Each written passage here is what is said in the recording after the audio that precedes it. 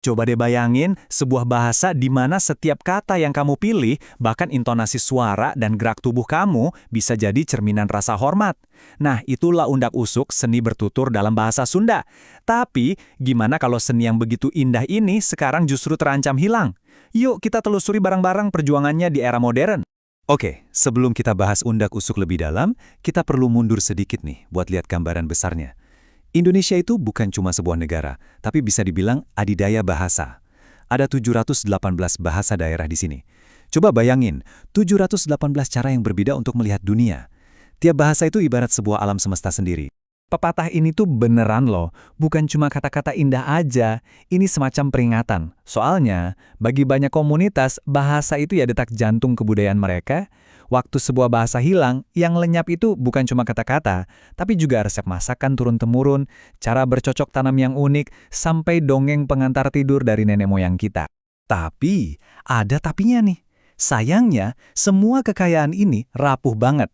Banyak dari alam semesta bahasa ini udah diambang kepunahan.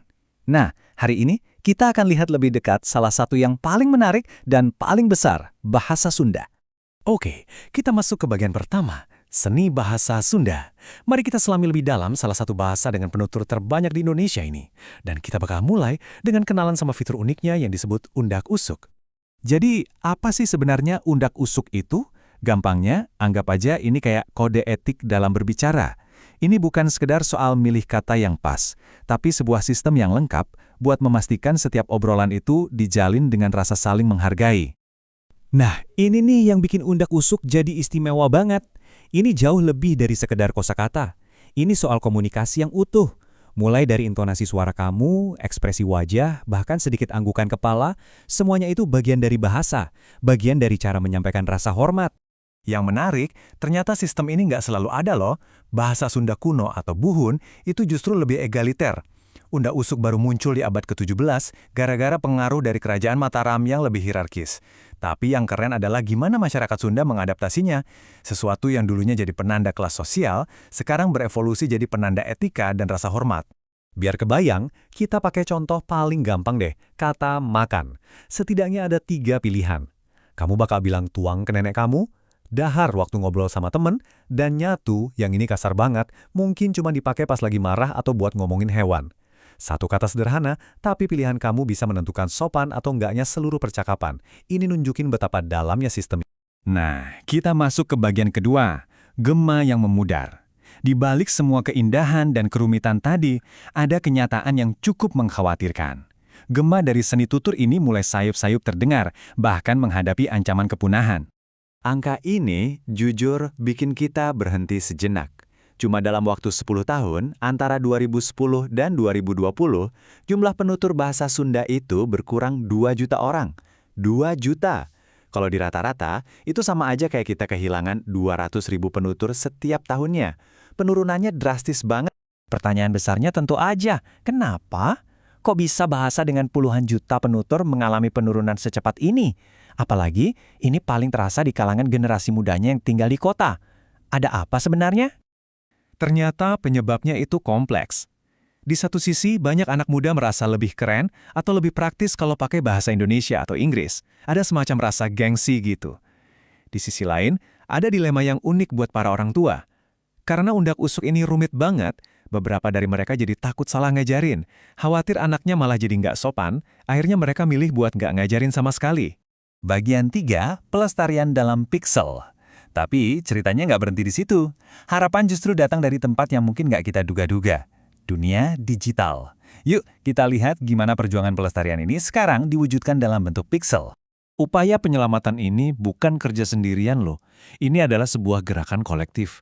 Pemerintah, para akademisi, dan komunitas lokal semuanya bahu-membahu buat memastikan bahasa Sunda bukan cuma bertahan, tapi juga bisa berkembang lagi. Strateginya pun macam-macam. Dari tingkat formal, pemerintah memasukkannya lagi ke kurikulum sekolah. Di dunia akademik, kampus kayak Unpad sibuk mendigitalkan naskah-naskah kuno, membawanya dari arsip berdebu ke layar gadget kita. Dan yang nggak kalah penting, di tingkat komunitas, ada festival-festival bahasa yang bikin belajar bahasa Sunda jadi seru dan menyenangkan.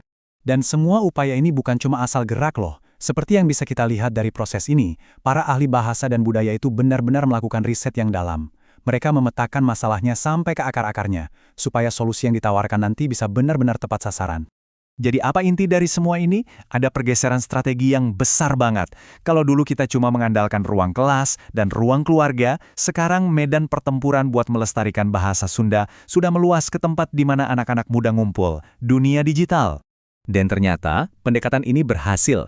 Sebuah studi pada akun Instagram @humas_bandung nunjukin kalau konten edutainment, yaitu edukasi yang dibungkus hiburan, itu bukan cuma nambah pengetahuan. Yang paling penting, konten kayak gini berhasil melawan rasa gengsi tadi, dan justru menumbuhkan kebanggaan baru di hati generasi muda buat pakai bahasa mereka. Bagian 4. Mengapa sebuah bahasa penting? Oke, setelah melihat masalah dan solusinya, kita coba mundur selangkah dan bertanya, sebenarnya kenapa sih kita harus repot-repot melakukan ini semua? Memangnya apa ruginya kalau sistem seperti undak-usuk ini hilang? Jawabannya, kerugiannya itu jauh lebih besar dari yang kita bayangin. Ini bukan sekedar soal hilangnya beberapa kata dari kamus, bukan sama sekali. Saat undak-usuk memudar, kita kehilangan cara pandang yang unik terhadap dunia. Kita kehilangan sebuah perpustakaan kearifan lokal yang tersimpan di dalamnya. Dan mungkin yang paling menyedihkan, kita kehilangan sebuah jembatan.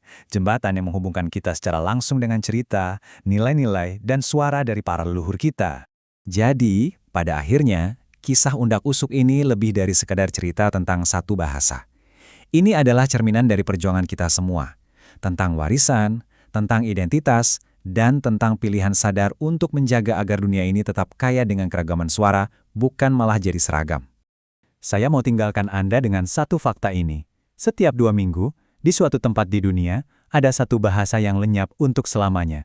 Jadi pertanyaan terakhirnya bukan lagi sekedar bahasa apa yang akan hilang berikutnya, tapi kisah, kearifan, dan dunia seperti apa yang sedang kita biarkan dilupakan begitu saja oleh sejarah.